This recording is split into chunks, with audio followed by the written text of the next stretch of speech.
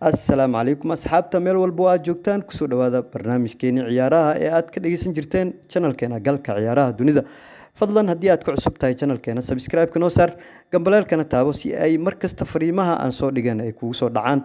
Wararkeena ciyaaraha maanta waxaa ka mid ah Willian oo dhammaystiray ku biirista kooxda kubadda cagta Arsenal, heshiiska xorta ah Manchester City oo bartilmaameedsanaysa xidig ka tirsan kooxda kubadda cagta Tottenham, iyo wararkeena caawa Champions League oo laba kooxood oo waaweyn ay isku farasaari doonaan. Kooxaha Barcelona iyo Bayern Munich ayaan aad ugu falanqeyn doonaa barnaamijkeena.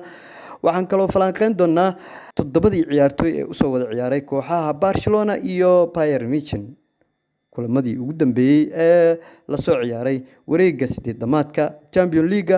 Waxaan kaloo barnaamijkeena aad ku maqli doontaan kooxaha Arsenal iyo Chelsea iyo Napoli oo wada doonaya saxiix xidig ka tirsan naadiga Real Madrid. Waa kee xidigaas barnaamijkeena ayaan ku soo qaadan doonaa. Waxaan kaloo falanqeyn doonaa kulankii xalay ee dhacay ee Athletic Madrid iyo RB Leipzig oo markeedii ugu horeysay ee semifinalka koobka dhagaweynaha ee Champions League soo gaartay. Wararkaas iyo warar kale oo aan in qarinayo oo suuqa kala iibsiga ay kamid yihiin ayaan in kugu soo qaadan doonaa barnaamijkeena.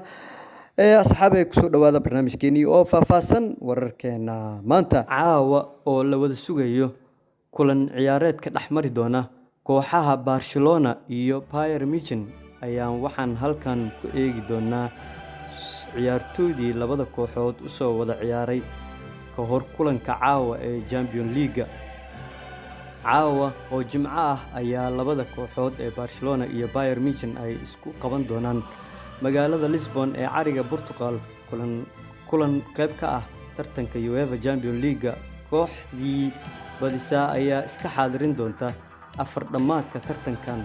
Barcelona inay koobkan Champions League ay ku guuleysato waxaa ugu dambeysay sanadkii 2015, halka Bayern Munich markii ugu dambeysay ee hanato tartankan ay ahayd sanadkii 2013. Waxaa xusid mudan in labada kooxood ay 5 jeer ay ku guuleysteen tartankan koobka horyaalada Yurub.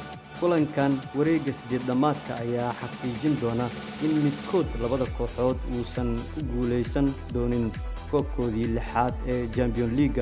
Barca waxa ay soo gaartay 8-damaadka Champions League kala ciyaareedkan markii ay 4-2 celcelis ahaan ugu soo baxday naadiga Napoli, halka Bayern Munich ay labadii kulanba 7 gool ay ku dhufatay naadiga reer England ee Chelsea, sidaasna ay ku soo gudubtay quarter finalka.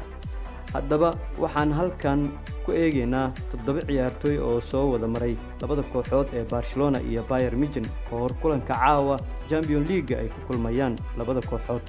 Xidigaha u soo wada dheelay labada kooxood Bayern Munich iyo Barcelona waxaa ugu horeeya daaficii reer Sweden ee Patrick Anderson, goolhaye Pep Reina. Mark Hughes ayaa sidoo kale soo wadaagay labada maaliyadood ee kooxaha Jarmalka iyo Spain ka kala dhisan. Mark van Bommel ayaa isna labada kooxood u soo dheelay sidaasi la mid ahna haatan Bayern Munich waxaa jooga xidiga Thiago Alcantara.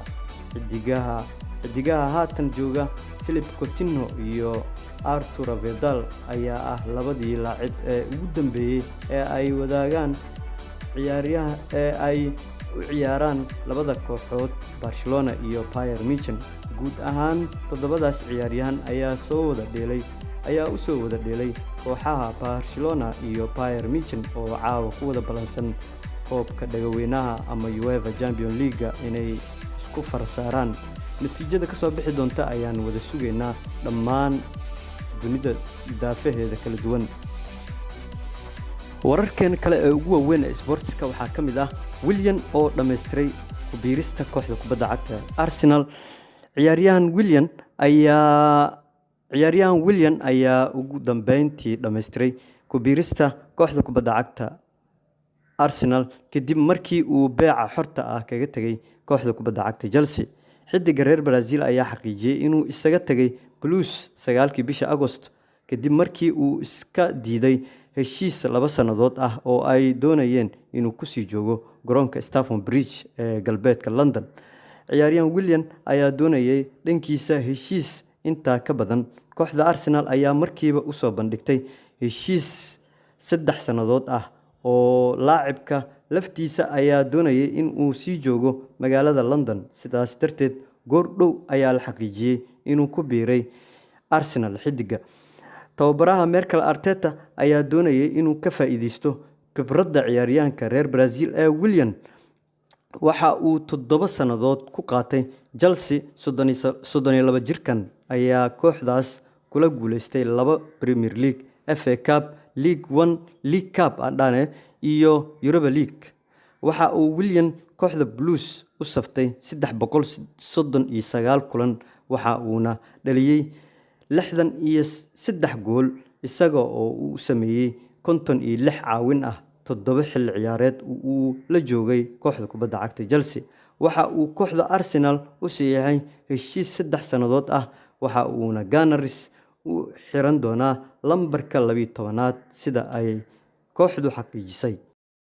Wararkeena kale ee sportska haddaan fiirino, Manchester City oo bartilmaameedsanaysa xidig ka tirsan kooxda kubadda cagta Tottenham. Miyay Spurs diyaar u tahay inay iska iibiso xidigan qadka dhexe uga ciyaara? Kooxda kubadda cagta Manchester City ayaa la soo warinayaa inay bartilmaameedsanayso xidiga qadka dhexe uga ciyaara ugu dheela naadiga Tottenham. Waxaa Pep Guardiola kooxdiisa ay doonaysaa inay la saxiixato. Sida uu warinayo wargeyska The Sun, kooxda Manchester City ayaa u dhaqaaqaysa soo xirigelinta ciyaaryahanka qadka dhexe uga ciyaara naadiga Tottenham ee Harry Winks. Dhinaca kale, kooxda Tottenham ayaa diyaar u ah inay iska iibiso xidiga ay bartilmaameedsanayso Sky Blue ee Harry Winks.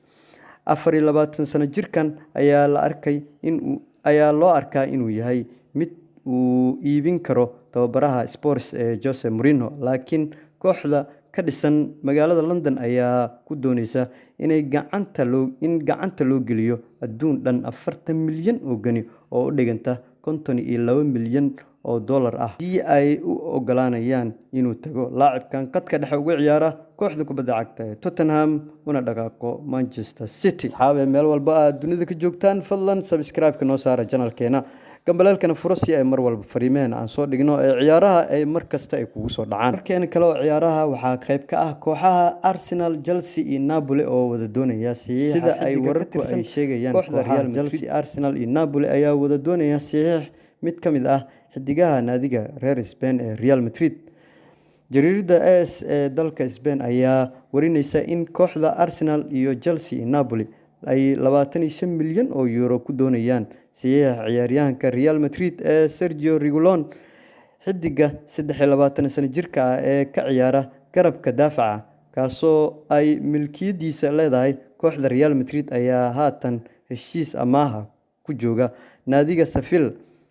Sergio Reguilon ayaa qayb ka ah qorshaha tababaraha kooxda kubadda cagta Real Madrid ee Zinedine Zidane xilli ciyaareedka soo socda. Waxa uu ogolaan doonaa inuu kooxda isaga tago oo uu ku biiro naadigii uu doono.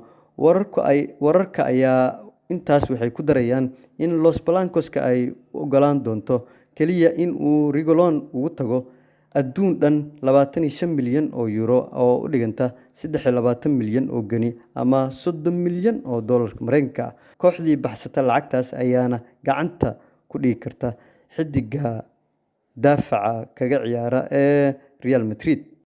Asxaabay barnaamijkeena ciyaaraha ee aad ka maqlayseen channelkeena galka ciyaaraha dunida waa naga intaas. Waxaan wada sugnaaba waa kulanka weyn ee Barcelona iyo Bayern Munich.